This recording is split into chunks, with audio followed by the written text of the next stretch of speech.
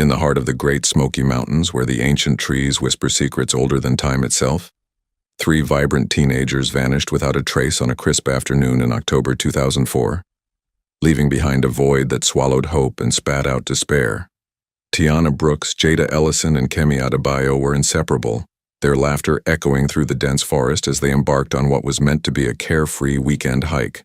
Tiana, with her quick wit and fearless spirit, led the trio with a purple backpack slung over her shoulders, its bright straps a beacon against the muted greens. Jada, the quiet dreamer with a knack for sketching the wildflowers, followed close behind, her navy shirt blending with the shadows. Kemi, the planner with a heart full of adventure, carried a map and a camera, her eyes wide with the promise of capturing nature's beauty. They were 18, full of life, and armed with the kind of optimism only youth can muster. Their parents waved them off from the trailhead near Klingman's Dome, confident in their daughter's preparation, compasses, water bottles, and a promise to be back by dusk. But as the sun dipped below the horizon and the mountain air grew thick with silence, that confidence shattered. By 7 p.m., the first calls came, frantic voices piercing the quiet as the families realized their girls were overdue. The Smokies, with their labyrinth of trails and hidden ravines, had claimed them, and no amount of shouting could bring them back. The search began at dawn, a desperate scramble against the unforgiving wilderness. Rangers from the Great Smoky Mountains National Park, their faces etched with determination, fanned out with flashlights cutting through the fog. Helicopters buzzed overhead, their blades slicing the dense canopy, while volunteers trudged through mud and thorn, calling the girls' names into the void. Tiana's mother, Nia Brooks, stood at the trailhead, her hands trembling as she clutched a photo of her daughter mid-laugh, the purple backpack vivid in the frame. Jada's father, Malik Ellison, paced nearby, his sketches of the girls' favorite spots now useless maps to a lost world. Kemi's aunt, Folake Adebayo, whispered prayers into the wind, her faith tested by the mountain's indifference. The first 72 hours were a blur of hope and heartbreak, footprints washed away by a sudden rain, a snapped branch that led nowhere, a water bottle half buried in leaves that turned out to be someone else's. The terrain was a nightmare. Steep drops masked by rhododendron thickets, creeks swollen with autumn runoff, and a silence so deep it swallowed sound. Rangers like veteran Eli Harper, his gray hair a testament to decades in the park, knew the odds were slim. An expert hiker might survive a night, but 3 teenagers, even resourceful ones, faced a gauntlet of cold, dehydration, and predators. By day 4, the command post buzzed with grim efficiency, but the lack of clues gnawed at everyone. No torn clothing, no cries for help, just an empty trail and a growing dread. As weeks turned to months, the official search scaled back, the helicopters grounded, and the volunteers sent home. The case file on Tiana, Jada, and Kemi grew thick with reports but thin on answers. Theories swirled like leaves in the wind. Had they fallen into a hidden crevice? Been swept away by a flash flood? Or, as whispers suggested, encountered something sinister in the wild? Nia refused to let go, hiring private trackers who combed the same paths, finding only echoes of the past. Malik turned to the community, plastering posters with Jada's smiling face, while Folake organized vigils, her voice breaking as she pleaded for any sign. The public narrative shifted, a cruel twist blaming the girls for straying off course, their disappearance a cautionary tale told around campfires. Yet, the mountains held their silence, their secrets locked in the shadows of granite and pine. 4 years passed, a slow bleed of hope into resignation. The families moved through their days like ghosts, haunted by the what-ifs, until August 2008, when 2 hikers, geology students Zane Carter and Lila Nguyen, stumbled into a remote corner of the park, their research on erosion patterns leading them where few dared to tread. Zane and Lila, roped together on a sheer rock face, were mapping a boulder field when Lila spotted it. A flash of purple wedged deep in a narrow crevice, the sunlight catching its edges like a beacon. It wasn't natural, not in this world of gray stone and green moss. They rappelled down, the air cool and damp, to find Tiana's purple backpack, its straps tangled in the unyielding rock. The sight was jarring, pristine yet out of place, as if it had been dropped there yesterday. Zane pulled it free, the fabric faded but intact, its weight hinting at more than emptiness. They hauled it to the Sugarlands Ranger Station, where Eli Harper's weathered hands trembled as he recognized the design from old search photos. The backpack, a symbol of Tiana's spirit, had resurfaced, shattering the cold case's stillness. Forensic expert Dr. Mara Klein took over, her lab a hive of microscopes and quiet precision. The nylon showed minimal UV damage, the straps retained strength, and the interior padding was dry, no mold, no decay. It hadn't lain in that crevice for 4 years. The evidence pointed to a protected hiding place, delivered by some force of nature. Meteorologists pored over records, pinpointing a violent storm in April 2008 that unleashed a flash flood, its waters carving new paths through the mountains. The backpack had been carried, tumbled, and lodged, a drift marker from a hidden past. The investigation pivoted, tracing the flood's path backward to a steep drainage basin dubbed Raven's Hollow, a forsaken stretch of cliffs and dense undergrowth ignored in the original search. Eli assembled a lean team, climber Tessa Reed, medic Jamal Ortiz, and backcountry ranger Priya Singh, tasked with finding the backpack's origin. They battled the terrain, their boots slipping on moss-slick rocks, guided by hydrological maps that glowed with simulated flood routes.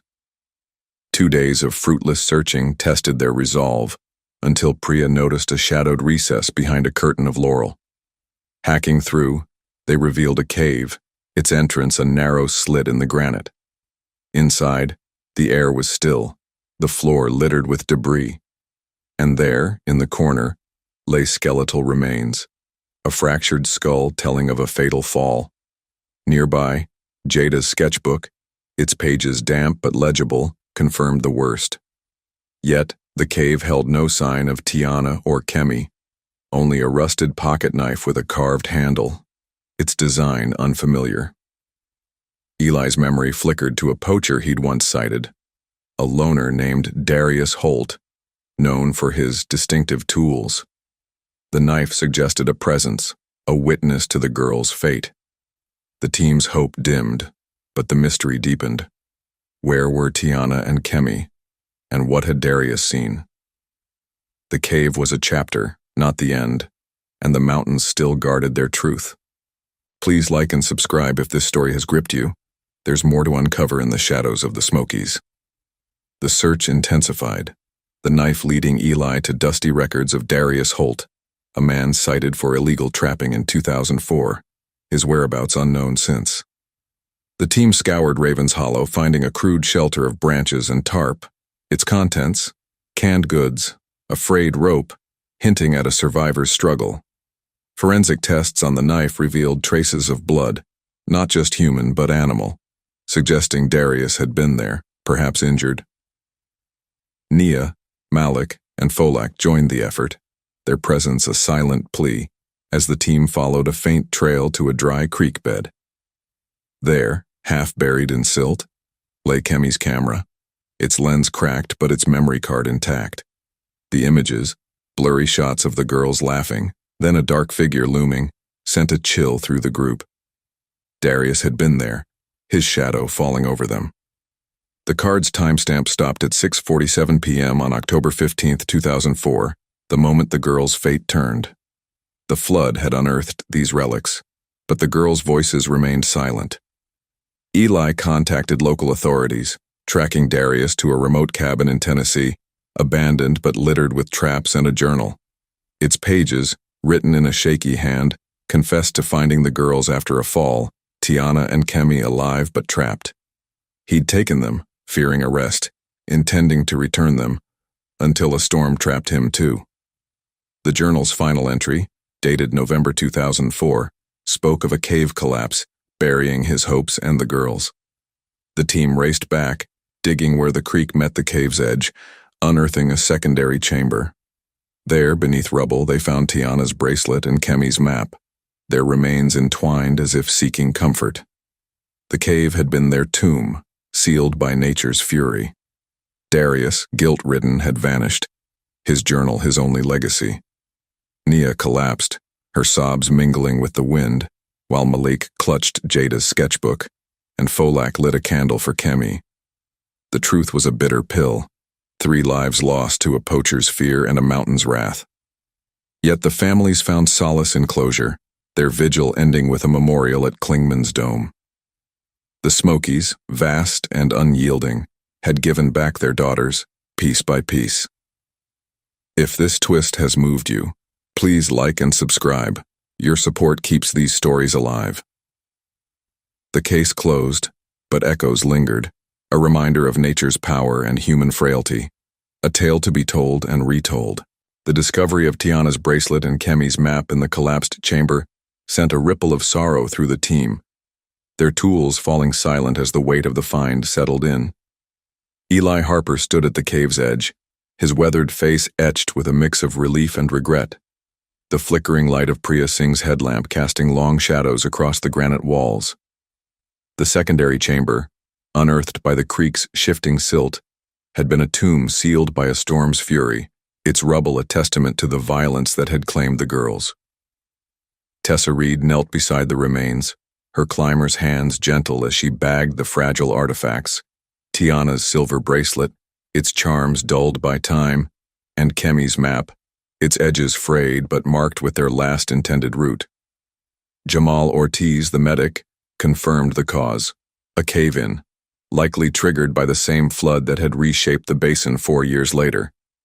The air grew heavy with the scent of damp earth and decay, a stark contrast to the vibrant forest above where the girls' laughter had once danced. The journal, Darius Holt's ragged confession, lay open on a nearby rock, its pages fluttering in the breeze that slipped through the cave's entrance. His words painted a harrowing picture. After finding Tiana and Kemi alive but trapped beneath fallen rock, he'd panicked, his poacher's instincts overriding any sense of right. The storm had hit hard, collapsing the cave further, and Darius, injured and alone, had fled, leaving the girls to their fate. His guilt spilled onto the paper, a man undone by his own cowardice, his final entry a plea for forgiveness that would never come. Eli read it silently, his jaw tightening as he pieced together the timeline. October 15, 2004 to November 2004, a month of desperation that ended in tragedy. The blood on the knife, a mix of his and the girls', spoke of a struggle, perhaps his attempt to free them before the cave betrayed them all. Outside, Nia Brooks sank to her knees, the bracelet clutched to her chest as tears streaked her face, her vigil finally yielding a bitter truth. Malik Ellison stood rigid, Jada's sketchbook pressed against his heart, its drawings now a memorial to her lost dreams. Falake Adebayo lit another candle, its flame a fragile beacon against the darkening sky. Her prayers turning to gratitude for the closure, however painful. The team worked through the night, documenting every detail, the cave's dimensions, the rubble's composition, the faint impressions of the girls' last moments. Dr. Mara Klein arrived at dawn, her forensic team sifting through the debris with meticulous care, confirming the remains as Tiana and Kemi through dental records cross-checked with family samples. The process was slow, each scoop of dirt a step toward finality, the lab's sterile lights a stark contrast to the wild chaos of Raven's Hollow. The news spread like wildfire, reigniting the community's memory of the 2004 disappearance. Media vans rolled into Gatlinburg, their cameras capturing the family's raw grief and the ranger's somber resolve. Eli faced the press, his voice steady but heavy, explaining how the flood had been both destroyer and revealer, unearthing the backpack and now the girls. The public, once quick to judge the teenagers' choices, fell silent, their campfire tales replaced by a somber respect. Yet questions lingered. Where was Darius now? And could his journal hold more clues? Investigators traced his last known movements, finding his Tennessee cabin abandoned, its traps rusted and its floors covered in dust. A neighbor recalled a man limping away in early 2005, his figure vanishing into the hills, a ghost of his former self. The trail went cold, but the journal's coordinates hinted at a secondary site, a ravine where Darius might have hidden gear, or himself. The team geared up again, their spirits buoyed by the need to tie up loose ends. They followed the ravine's path, the hydrological maps glowing with new data, leading them to a shallow overhang where a tattered tarp flapped in the wind. Inside, they found a stash, canned food, a rusted lantern, and a faded photo of 3 smiling girls, Tiana, Jada, and Kemi, taken that fateful day. It was a shrine of sorts, Darius's silent atonement. The families arrived, their tears mingling with the mountain air, as they reclaimed the photo, a final piece of their daughter's story. The Smokies had given back what they could, and though the pain remained, a chapter closed. Please like and subscribe if this journey has touched you. There's more to explore in the wild's hidden depths. The discovery of the photo under the overhang sent a shiver through the team. The faded image of Tiana, Jada, and Kemi, frozen in a moment of joy, now a haunting relic of their lost innocence. Eli Harper held it gently, the paper crackling under his calloused fingers, the girl's smiles a stark contrast to the ravine's desolate silence. Tessa Reed adjusted the tarp, revealing a small cache beneath, canned peaches, a cracked lantern, and a bundle of letters tied with twine, their ink smudged but legible. Jamal Ortiz carefully untied the bundle, his medic's hand steady as he read aloud Darius Holt's scrawled apologies, each letter a confession to the girls' families, never sent. The overhang, a crude shelter carved by wind and time, had been his refuge, a place where guilt had driven him to preserve their memory while hiding from his own actions. The air carried the scent of rust and damp earth, the ravine's shadows stretching long as the sun dipped below the peaks, casting an eerie glow over the scene. Nia Brooks took the photo, her fingers tracing Tiana's face as tears fell unchecked, the bracelet from the cave now joined by this fragile memento. Malik Ellison unfolded Jada's sketches from the earlier find, laying them beside the photo, a gallery of her talent, now a shrine. Folake Adebayo clutched the letters, her voice breaking as she read Darius's plea for forgiveness, his words a mix of remorse and madness after months alone. The team worked in reverent silence, Dr. Mara Klein's forensic team arriving to process the site, their tools clicking softly as they collected evidence. The letters dated back to late 2004, detailing Darius's initial intent to save the girls, his panic when the cave collapsed, and his decision to flee, leaving them buried. The blood on the knife, now confirmed as a blend of his and the girls', painted a picture of a man torn between survival and salvation, his poacher's life unraveling in the face of his deed. The investigation shifted focus to Darius's final days, his journal and letters suggesting he'd lingered in the area, haunted by the collapse. Priya Singh mapped the ravine's contours, her hydrological expertise revealing a secondary flood path that might have shifted debris, possibly burying more clues. The team followed it, their boots crunching on gravel until they reached a dry waterfall basin, its walls scarred by water's ancient rage. There, half submerged in a crevice, lay a rusted metal box, its lid warped but intact. Inside they found a diary, Darius's last testament, detailing his failed attempts to dig out the girls, his leg broken in the effort, and his eventual abandonment of the site as winter closed in. The entries stopped in January 2005, his handwriting deteriorating into frantic scratches, a man lost to the mountain's embrace. Eli radioed the findings back to the command post, the news spreading to the families gathered at Klingman's dome. Nia, Malik, and Folake stood together, the photo and letters in hand, their grief tempered by the closure these artifacts brought. The diary's final page held a map, a crude sketch of the cave and ravine, marked with an X, where Darius believed the girls lay. The team returned to the secondary chamber, excavating with renewed purpose, unearthing a small locket, Kemi's, its inscription, "Forever Adventurous," a poignant echo of her spirit. The remains were fully recovered, their identities confirmed, and the site sealed as a somber memorial. Darius's fate remained a mystery, his body never found, but his writings suggested he'd wandered off, perhaps to die alone in the wilderness, his penance complete. The community rallied, A memorial service held under the dome's shadow, candles lighting the night as stories of Tiana, Jada, and Kemi's courage were shared. The families spoke, their voices steady with resolve, turning their loss into a legacy of awareness for hikers. The Smokies, vast and indifferent, had relinquished their secrets piece by piece through flood and time. Yet, the mountain's silence lingered, a reminder of its power. The case closed with a mix of sorrow and strength, the girl's memory etched into the park's history. Please like and subscribe if this tale has moved you. Your support helps us uncover more hidden stories. The journey through Raven's Hollow had ended, but the echoes of their laughter lived on in the wind.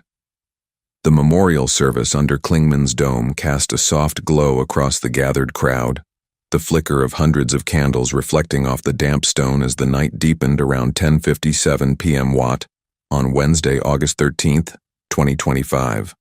Nia Brooks stood at the center, Tiana's photo and bracelet held aloft, her voice steady despite the tremor in her hands as she spoke of her daughter's fearless spirit. Malik Ellison joined her. Jada's sketches spread before him like a tapestry of lost dreams, his words a quiet tribute to her artistic soul. Folake Adebayo lit a final candle for Kemi, her prayer rising with the smoke, a blend of grief and gratitude for the closure the mountain had finally granted. The air was thick with the scent of pine and wax, the distant hoot of an owl blending with the murmur of voices, a natural chorus to the human lament. Rangers Eli Harper, Tessa Reed, Jamal Ortiz, and Priya Singh stood at the periphery, their faces etched with the weight of the journey, the purple backpack and locket now symbols of a story, resolved yet forever unfinished. The community, once divided by speculation, united in this moment, their silence a tribute to the three teenagers whose laughter had once filled these trails. The diary and letters, now archived with Dr. Mara Klein's forensic reports, painted a fuller picture of those final days in 2004.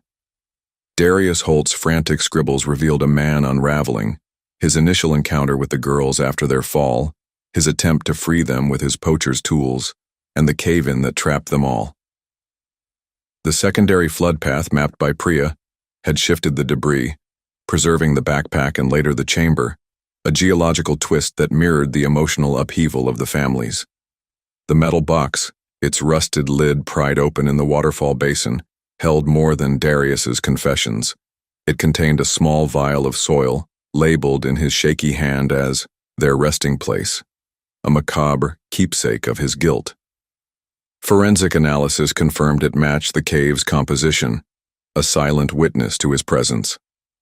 The blood on the knife, a mix of human and animal, suggested he'd hunted to survive, his leg injury forcing him to rely on the wild he'd once exploited. The investigation turned to Darius's disappearance, his trail fading after January 2005. Local trappers recalled a limping figure seen near the Tennessee border, his traps abandoned, his cabin a hollow shell. Eli pored over old park records finding citations for Darius dating back a decade, his poaching a quiet rebellion against a life of hardship. The journal's map, with its X, guided a final sweep of Raven's Hollow, where a shallow grave was uncovered, empty but marked with Darius's initials carved into a tree. Had he buried something else or had he intended it for himself? A final act of penance. The team speculated he'd wandered off, his broken body succumbing to the cold, his spirit lost to the mountain's vastness.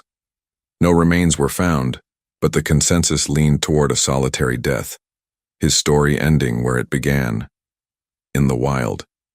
Nia, Malik, and Folake took the artifacts home, the photo framed beside Tiana's empty room, Jada's sketches hung in Malik's studio, and Kemi's locket worn by Folake as a talisman. They established a foundation in the girls' names, funding safety programs for hikers, their loss transformed into a legacy of prevention. The Smokies, with their towering peaks and hidden crevices, became a place of pilgrimage, the trailhead near Klingman's dome marked with a plaque. In memory of Tiana, Jada, and Kemi, lost but never forgotten. The Park Service updated its protocols, adding warning signs about flash floods and uncharted caves, a direct response to the tragedy's lessons. Eli, now nearing retirement, trained new rangers with tales of the 2004 vanishings, the purple backpack a fixture in his lectures, a reminder of nature's dual role as nurturer and destroyer. Yet whispers persisted. Hikers claimed to hear laughter on the wind, a ghostly echo of the girl's joy. The community embraced it as a legend, a way to keep Tiana, Jada, and Kemi alive in spirit. The case file, thick with reports and photos, sat in the Sugarlands Ranger Station, its pages yellowing but its story evergreen. The mountain had given back what it could, piece by piece, through flood and time, but its silence held a final mystery. Where Darius's bones lay, if they existed at all. The families found peace in the closure, their tears watering a new beginning. Please like and subscribe if this story has resonated with you. Your support helps us bring more tales from the wild to light. The Smokies remained a place of beauty and danger, their secrets etched into every rock and shadow. The plaque at Klingman's Dome gleamed under the moonlight, its inscription a solemn tribute to Tiana, Jada, and Kemi, the words catching the faint glow as the clock ticked past 11:20 p.m. Watt on Wednesday, August 13th, 2025. The memorial had dispersed, leaving behind a scattering of candle stubs and wilted flowers, the forest reclaiming its quiet dominion. Nia Brooks lingered, her fingers brushing the cold metal, the photo of Tiana tucked into her coat, a constant companion in her grief-turned-purpose. Malik Ellison sat on a nearby bench, Jada's sketches spread across his lap, their colors muted by time, but vibrant in his memory. Folake Adebayo walked the trail's edge, Kemi's locket warm against her skin, her prayers now a steady rhythm of healing. The Smokies stretched around them, their peaks shrouded in mist, a living testament to the girl's story and the mountain's enduring mystery. The foundation they'd built thrived, its safety workshops drawing hikers from across the region, each session an echo of the lessons learned in 2004. Eli Harper, his ranger's hat tilted back, stood watch over the site, his mind drifting to the unanswered questions.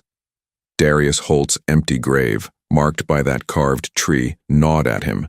Had the poacher vanished into the wilderness, or had some predator claimed his remains? The team's final sweep of Raven's Hollow yielded no bones, only the faint imprint of a boot sole near the overhang, its pattern matching Darius's confiscated gear. Priya Singh analyzed the soil, finding traces of ash and bone fragments too degraded to identify, hinting at a fire that might have consumed him.